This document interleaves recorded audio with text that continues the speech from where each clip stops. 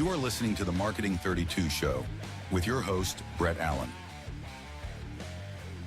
Hi, Brett Allen here, host of the Marketing 32 Show, where I connect with leading dentists, dental influencers, and industry experts to uncover the latest and greatest strategies, insights, innovations to help your practice grow and thrive. This episode, as always, is brought to you by our team here at Marketing 32. We are the only dental marketing team with a performance guarantee that if you don't grow, you don't pay. We truly are invested in your growth and making a positive impact in the industry through ethical, honest marketing. We don't work with everybody, so give us a call if you need help with marketing. Head over to marketing32.com. We'll have a quick discovery call and find out if it's a great fit to work together. Quick shout out to Callie Ward. Recently had her on the team. Talked all about effective team communication and how your team knows the solution oftentimes, but they just don't know how to articulate it. So check that one out. Great episode. Excited to have a new friend on the show, Rebecca Herring. She is the founder of Transformational Dental Coaching and a powerhouse in dental operations, helping practice owners build confident leaders, dial in rock-solid systems, and create teams that actually love showing up. With 25 plus years in the trenches of dentistry, she blends real-world strategy with down-to-earth coaching to eliminate chaos, boost profitability, and elevate the patient experience. She's also known for helping practices scale smarter by integrating virtual team members and practical AI support, so dentists can lead with clarity and teams can breathe again. I'm excited to talk about that today with you, Rebecca. Thank you for coming on the show today. This will be fun. Excited to be here. Thanks for letting me come. Yeah. So before we kind of get into what it is you do and how you help practices, tell us your background. How did you get into dentistry? Take a few minutes to just walk us through that and what you're doing today. You bet. Actually, I was born into dentistry, literally. My dad's a dentist. My mom was a hygienist. And so as a really big family, we all participated and supported my dad in growing his dental practice. So we all helped, honestly, stuff envelopes and lick them and stamps on them, back in the day when we didn't have all these really amazing other tools to help us. Yeah. And then my dad did a lot of humanitarian work.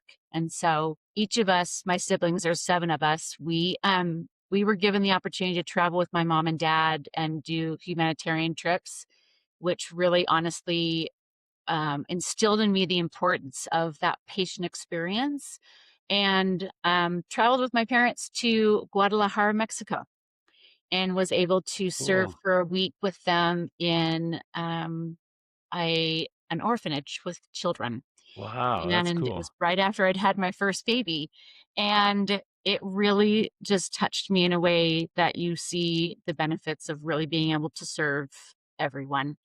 And it was life-changing, honestly, for me. That's awesome. I love hearing these stories about dentists who do a philanthropic work and help other people. Yeah, that's awesome. Yeah. For about the last 15 years of his career, every year he would take a trip and travel around the world sharing his talents with those that were less fortunate. That's awesome. So you grew up in dentistry. Did you then work in dentistry? Were you working in that practice? I did help my dad through going to college and such in the summers and helping him integrate. He was one of the first that brought Dentrix into a dental practice.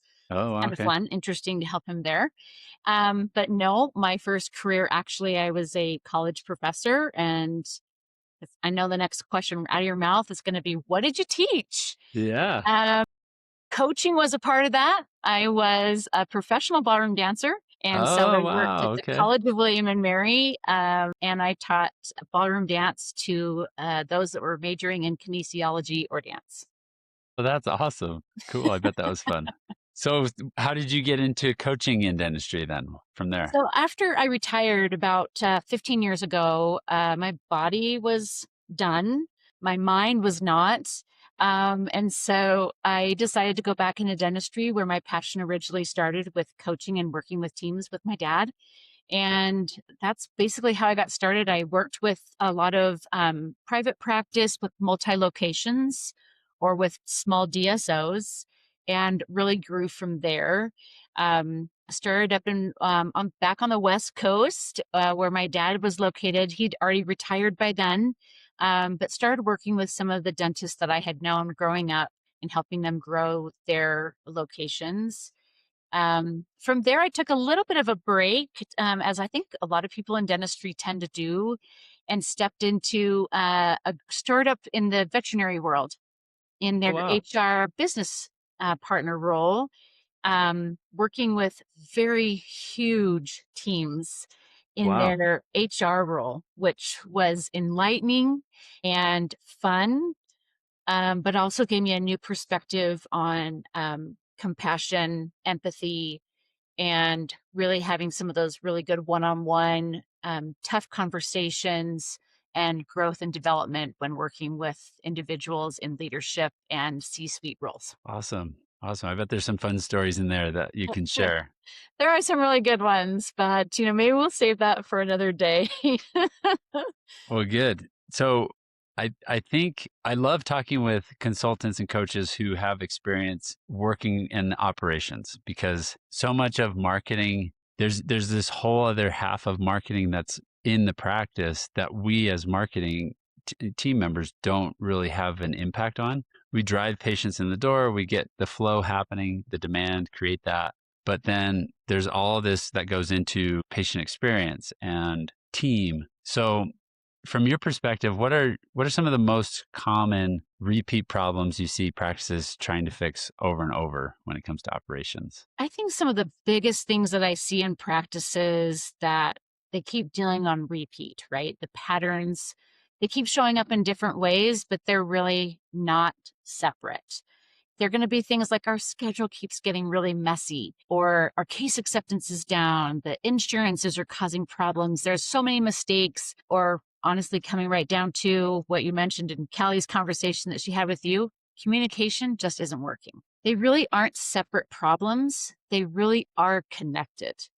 And really, it comes down to just the lack of clarity, having consistency in the practice, and a structure in how the practice is going to operate day to day. Yeah, so systems, it sounds like having proper understanding systems in place. Walk us through where's that a deficiency in the practice? So people rely too much, I think, on people sometimes, right? I notice this in my business too, where you have A players and you're just like, they've got it. I'm going to put a person in place to fix this. They've got it. Right. Is that a big thing that you help practices uncover? It really is. It's easy sometimes when we have really great team members, or they've been with the practice for a really long time, and we start to really rely on what we call our unicorn team member, right? The one who just knows everything. They know how to do all the systems.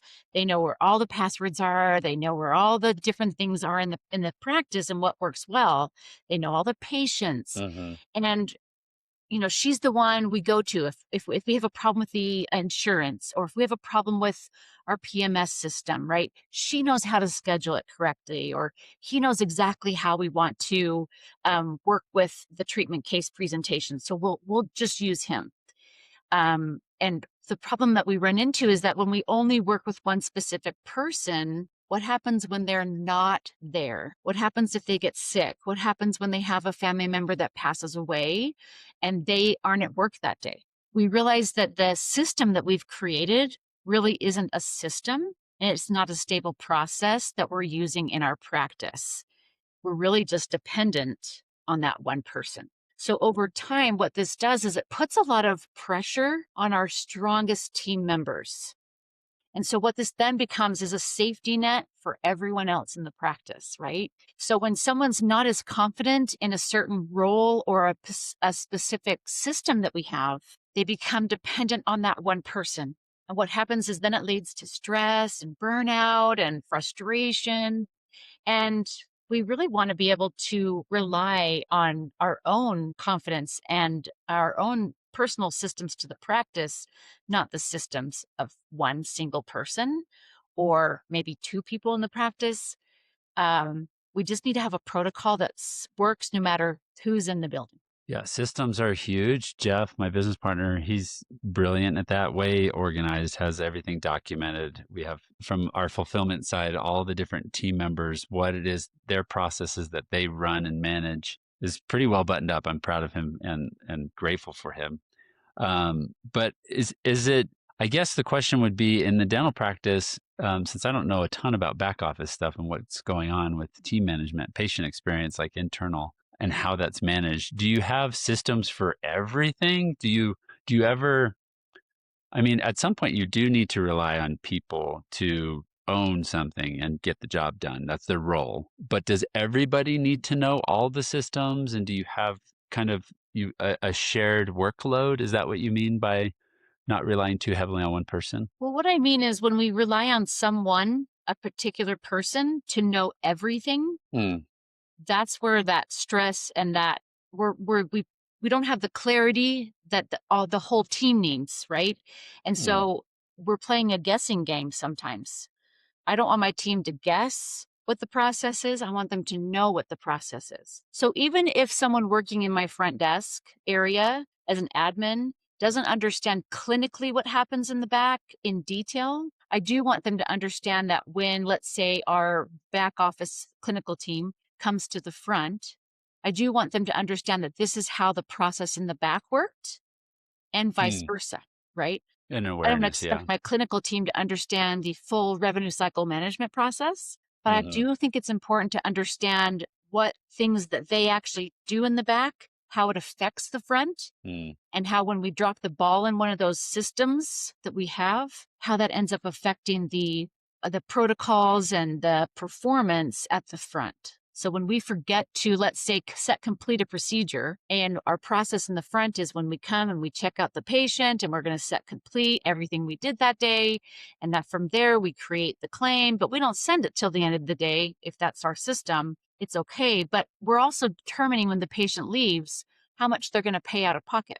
And so when a team member in the back doesn't complete their system or their process of checking the patient out, making sure everything was done, that ultimately does end up affecting the people at the front and their system because now they forgot to collect, let's say, for fluoride, right? And mm, so the system's there in place so that we all do our jobs efficiently and effectively. But if someone drops the ball or they're guessing or they're not sure, and so they just kind of, I don't know, well, I don't know, I'll just walk them to the front. They'll take care of it. They know what they're doing. It does ultimately affect everyone in their job, and doing their job efficiently, effectively, and their mhm. performance does matter because then whose fault is it?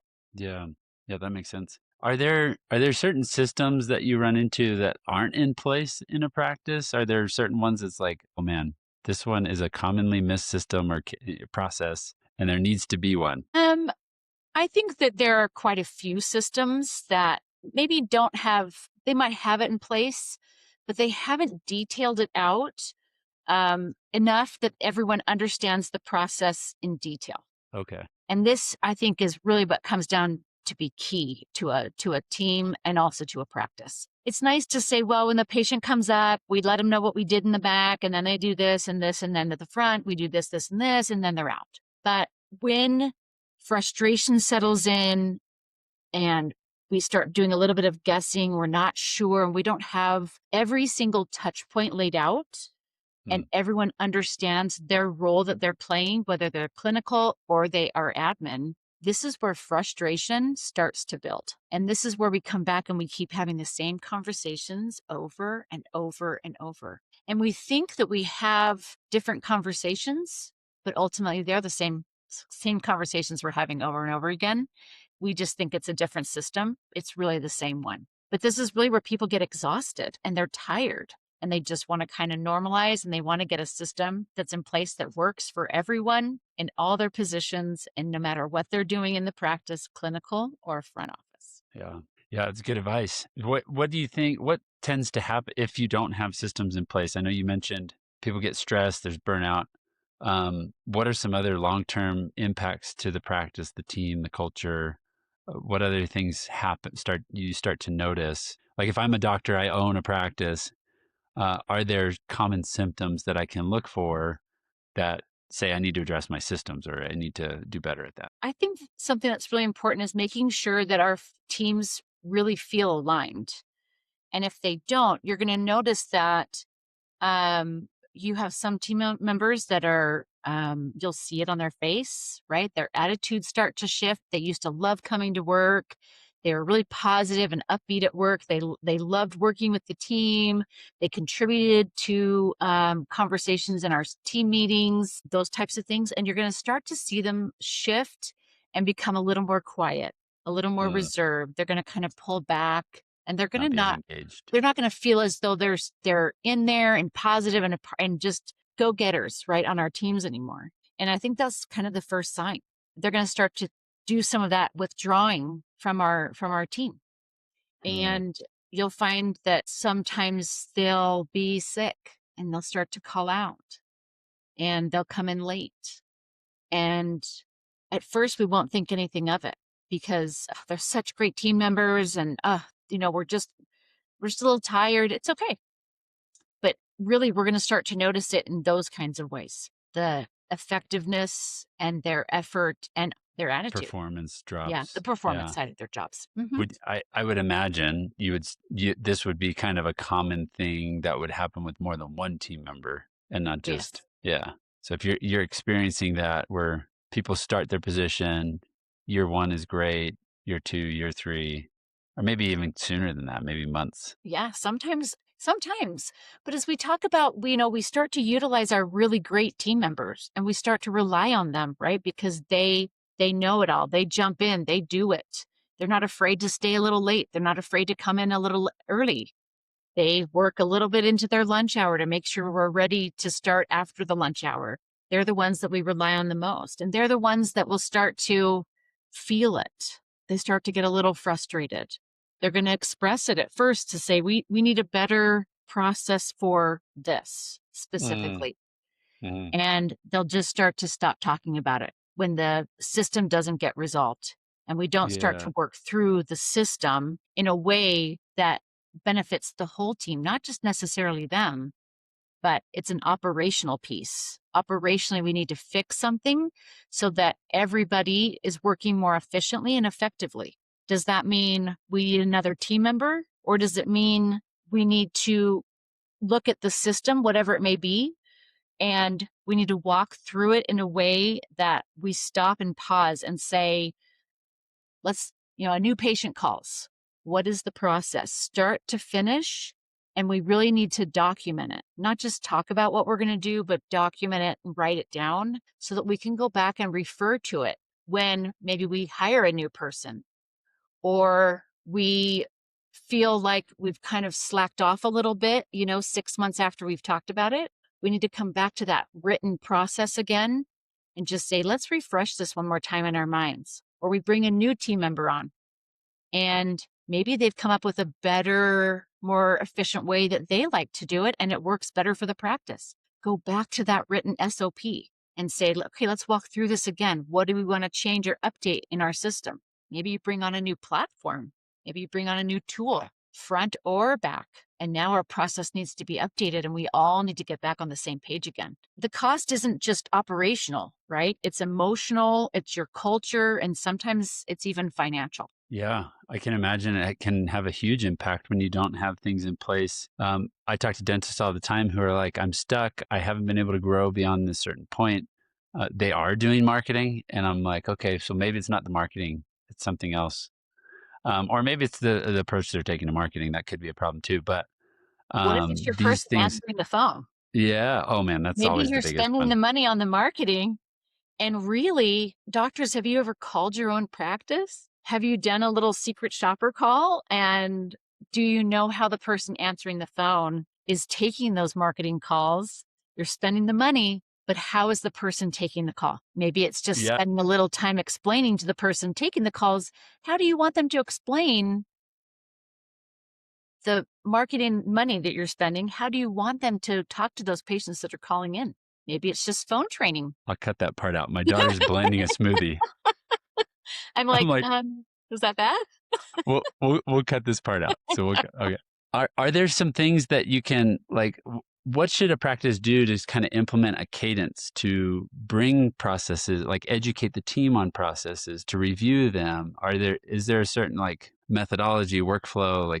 How do teams do this? This is such a great question. So I'm really glad you're asking. I think one of the biggest shifts that a practice can make is to immediately stop treating concerns as repeated problems, like isolated mistakes, and start asking better questions. So instead of saying, why did this happen? Or who dropped the ball? But to ask more along the lines of what part of our system allowed this to happen again? That one question changes the conversation. It's no longer blaming who did it, right?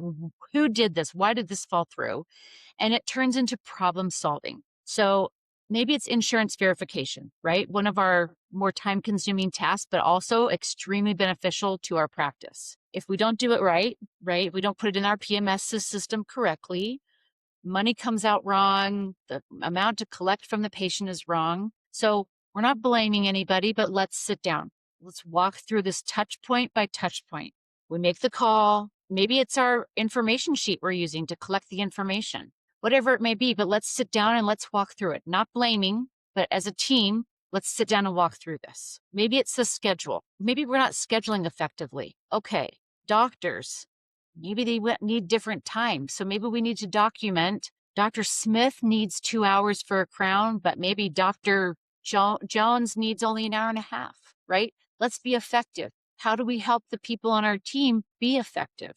And let's invite the team in to talk through the process, not blaming, supporting. What do we need to do? Who touches it? Where does it break? What is unclear? Let's make it so it's clear and assume I think this is the most important question. Assume it's never been taught to anyone. Yeah. Right?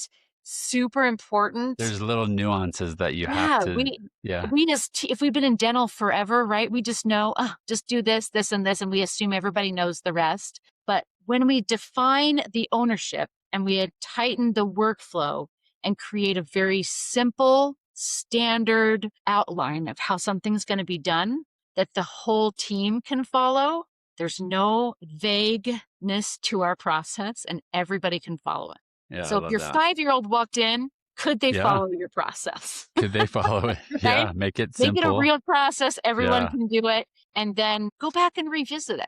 Go back and revisit it every 6 months. Yeah. There's a methodology I learned in Boy Scouts called the EDGE method. The EDGE is an acronym for explain, demonstrate, guide, and enable. So if you can walk people through, explain it first, demonstrate how to do it, guide them through it, and then empower them, enable them to own it and do it. But I love that. That applies in a lot of areas. Do you have, when you work with a client, what's kind of, walk us through kind of your process? What's it like to work with you? So for me, I really enjoy working with dentists, their leadership member or members, and their team, and in several different ways.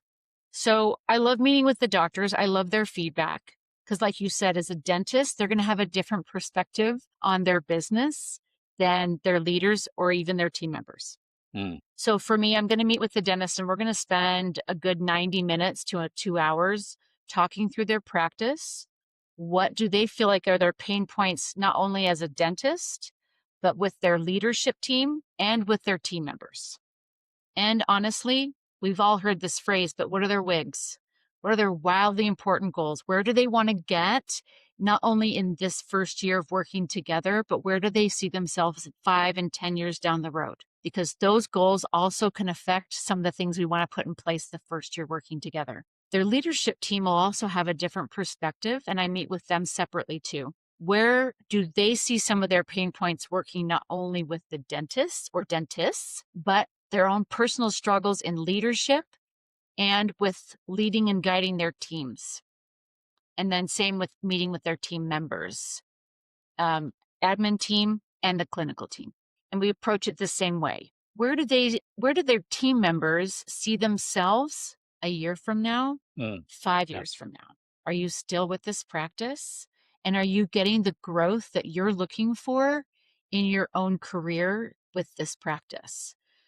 A lot of people, when they're working in a practice, sometimes feel like they hit a ceiling. Like, I don't have anywhere else to go in my career. And a lot of times that's why they choose to move on. Not necessarily about money, but they want to feel like they get to grow in their career. Some, that's why they stay so long in a practice, is because they actually feel like they have a place to go. So when I work with their teams, I want to know where do you want to go here? And how far can we help you grow? Classes, courses, growth, and do you want to see yourself leading a team here? I just want to come to work. I'm just here to get a paycheck, right? Yeah. Okay, And that's fair. That's let fair. me know that. But if Yeah. you see yourself as someone who teach me the next thing, I want to learn this. A I want to players know how want to. to grow. Yeah. Can I be an EFTA or an EDA? Can I get better? Can I get better? Those people are looking for accountability. They want to grow. They want to be better. Yeah. Those are the team members you want to keep incentivizing. Developing. What's And our next yeah. goal? 2 months from now, the next 2 months, the next 2 months. That makes them feel passionate about coming to work. Yeah. Love that. Well, this has been a great conversation, a ton of value here. There's so much that I'm sure, we've only scratched the surface on, and going deep with you, having someone like you in the practice, in the trenches, working through friction points and challenges with the team, I'm sure it's super valuable. I always close with one golden nugget. What's that one thing, if you could help our listeners have this epiphany, what would be that one thing that would have a big impact for their life, their practice? I think for me, valuing our team members is really important. People that feel valued and appreciated in the things that they do and bring to our practices is really key. And when they feel valued, they will always give you more than you expect of them. And so we need to stop asking our team members who made the mistake and start asking them what system will allow them to stop making mistakes and start growing and building our teams. And I it love starts that. with appreciation. That's awesome. Yeah, that is great. That gave me some ideas of things I need to do better. Well, thank you, Rebecca. This has been so awesome.